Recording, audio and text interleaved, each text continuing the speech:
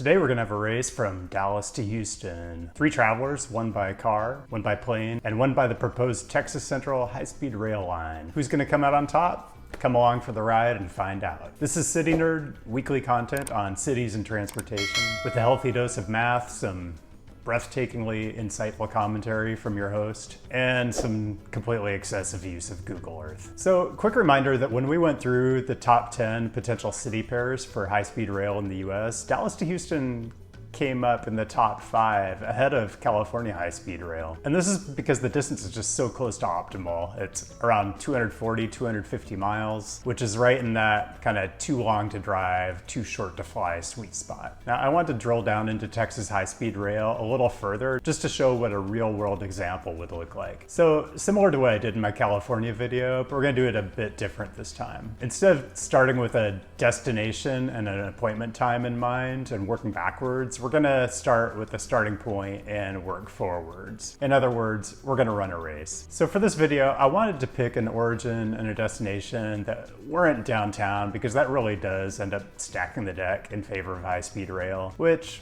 I don't know, maybe it kind of should because downtown location is one of the benefits of high-speed rail, but that would kind of make it for a less interesting race. So what I did was I picked 2 big trip generators, university campuses. Universities host tens of thousands of students who come from everywhere. They're also huge regional job centers, and they tend to host very large events in the fall. So here's the setup. We've got 3 undergrads from Southern Methodist University in the northern part of Dallas. Carl, Aaron, and Tracy, and you'll find out how clever these first names are in a minute, are fine, upstanding students who get their studying done. But they're also afflicted with a disease that tends to ravage the American Sun Belt, and that is college football fandom. So let's say today is Saturday, October 30, it's a game day, and the SMU Mustangs, currently undefeated, are going to be away at the University of Houston Cougars. So this is an actual game on the schedule this season. The time is TBD right now, but these things tend to pop off at like 6 p.m. local time, so that's what we're gonna assume. So the game's at 6, but nobody goes to a college football game at kickoff. You get there way early so you can partake in some quality tailgating. So our 3 students have agreed to have a race to Houston with a departure time of 10 o'clock a.m. Now, our 3 students are gonna hang out together when they get to Houston, but they have 3 kind of wildly different opinions on the most efficient way to get there. So Carl is gonna drive. He likes to drive. He owns a car. It's kind of a symbol of freedom to him. He can leave when he wants.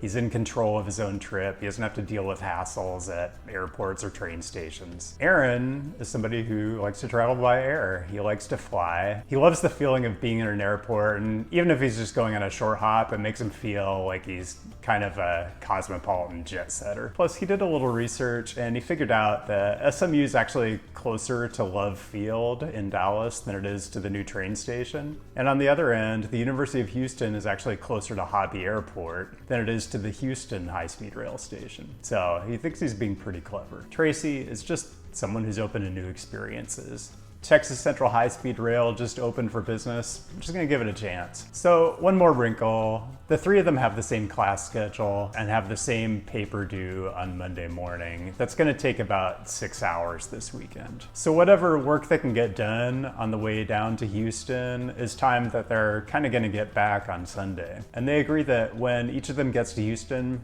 they're gonna meet up at MD Anderson Library, which is the main library on the University of Houston campus, and whoever gets there early can just work on their paper until the other 2 show up. But once the 3 of them are there, the tailgating starts, and the rest of Saturday is pretty much shot for studying. So when we go through this, I'm gonna count up any time on each of their trips where they might feasibly have their laptop out and be working on their paper, and we'll let it accumulate as we go along. Now, if you're thinking, wouldn't it just be a lot more efficient if the 3 of them carpooled in Carl's Nissan Sentra, and yeah, it would probably be a lot more fun too? Now, then you're kind of missing the point of this whole exercise. And also, you know, this channel is about a lot of things, but fun is just not one of them. Final clarifications before we start the race. I'm gonna assume all the planes and trains run on time, which is probably being generous to air travel. And I'm gonna assume just average traffic on a typical Saturday. So for example, if Google says at 10 a.m. on a typical Saturday, it takes 10 to 20 minutes to get to a certain place. I'm gonna call that 15 minutes. Okay, enough preamble, let's get into it. Time point, 10 a.m., we're off to the races. Carl hops in his car and heads south on I-45. Aaron hops in a ride hail to Love Field, and Tracy hops in a ride hail to the new Dallas high-speed rail station in the Cedars neighborhood, just south of downtown. Quick note that Dart Light Rail is actually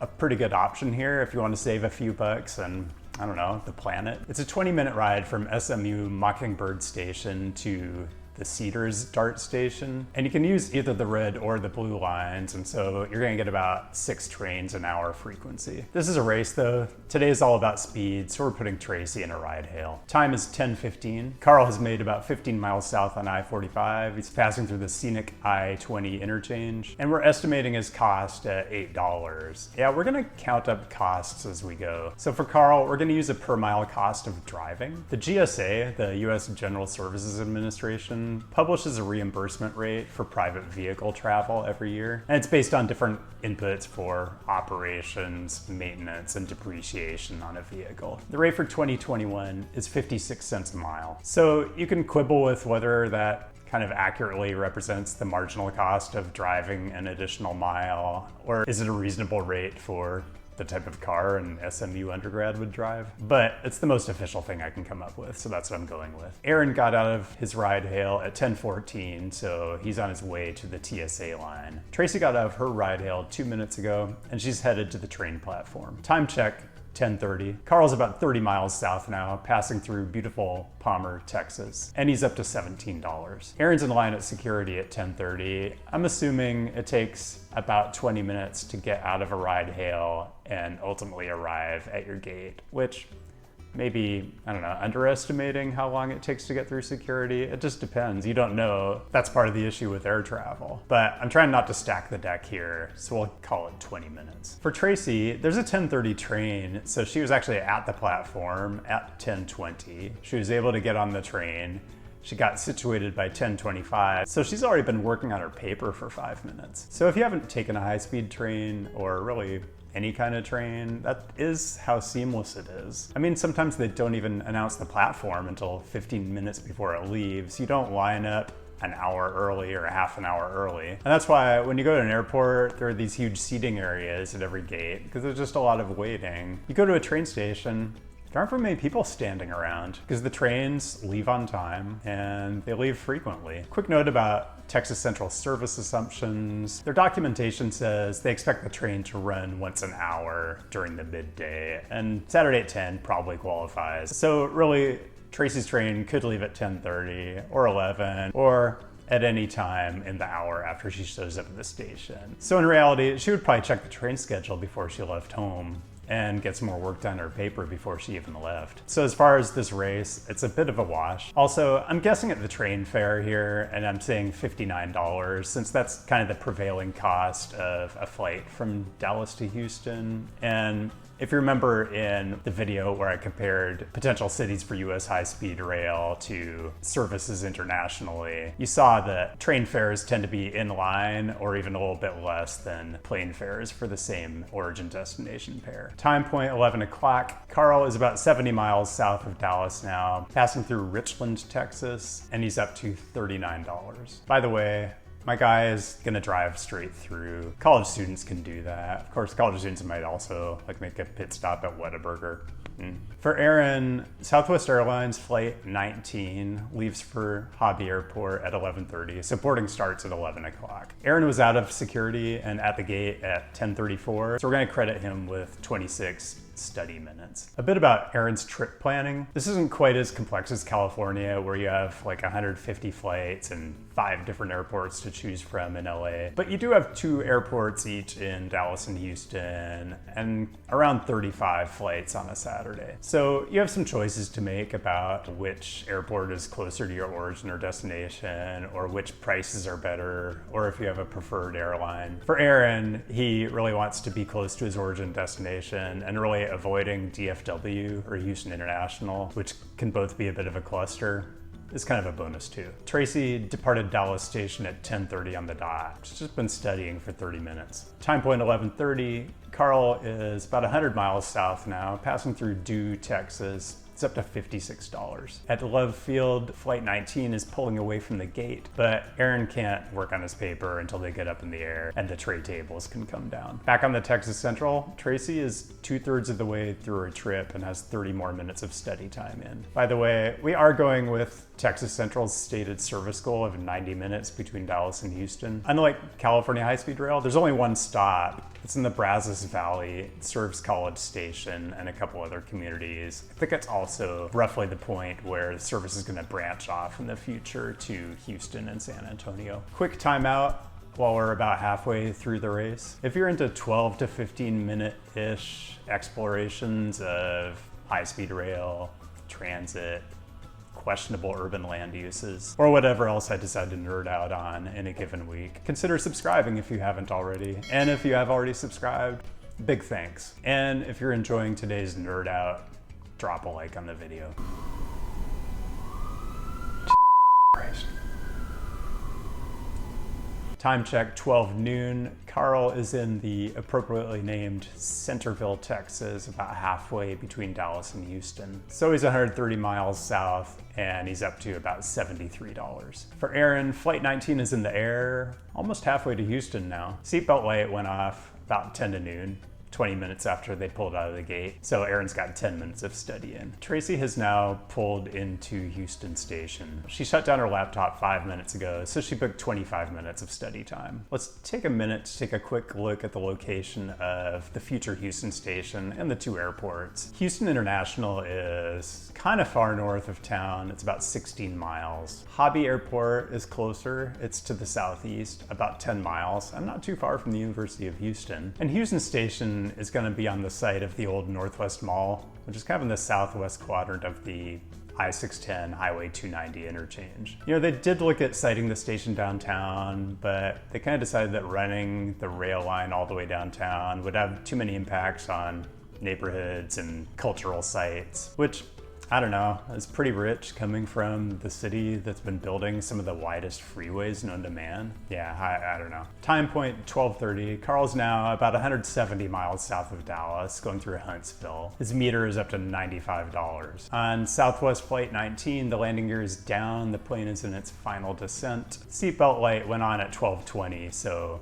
Aaron was able to get 20 more minutes of studying done before he had to shut it down. Tracy was in a ride hail 10 minutes after the train pulled into the station. It's a 25-minute ride to the University of Houston, so she's got 5 minutes left to get there, and that's an $18 ride. Hey, if there are any Texans out there watching, can you sanity check this for me? I mean, am I just totally losing my mind, or is this the complete slam dunk it looks like? If I'm missing something, let me know down in the comments. Time point 1 o'clock, Carl is rolling through Conroe, Texas. He's about 200 miles into his journey, and that's about $112. For Aaron, deplaning started at 12:40. He was off the plane by 12:50 and into a ride hail at 1 o'clock. So he's just leaving Hobby Airport. Quick note, disembarking an aircraft is faster than boarding, but it's still time consuming. I mean, partly because people are terrible at it, but also it's just kind of difficult by design. Just think about an aircraft and a train. An aircraft has one door, it's got super narrow aisles, it's got awkward storage compartments. So for every single person who gets off the plane, they have to stop in the aisle, get their stuff together, and then deplane. A train has one door for each car.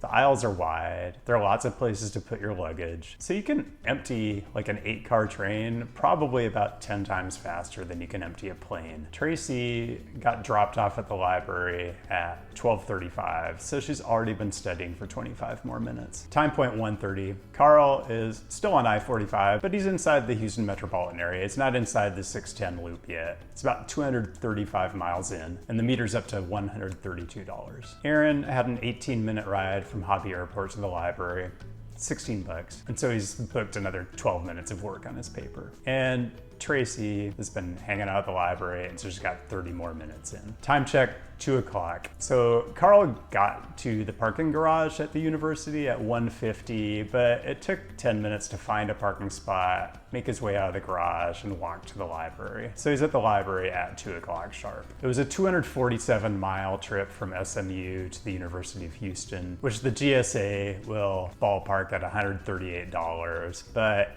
it's also $20 to park at the university. While Carl was doing all that, Aaron and Tracy got 30 more minutes of work done on their papers. So in the end, Tracy got to the University of Houston close to an hour before Aaron and about an hour and a half before Carl. She got way more work done on her paper, so Sunday's gonna be a lot easier. She spent about the same as Aaron. Carl probably thinks he spent less than the other two, but I don't know, accounting and understanding depreciation aren't really his thing. And that is it. That's your race result. Not a huge surprise. Texas Central wins. So if you're new here and you enjoyed, feel free to check out one of my other videos. Thanks for joining, and we'll see you next time.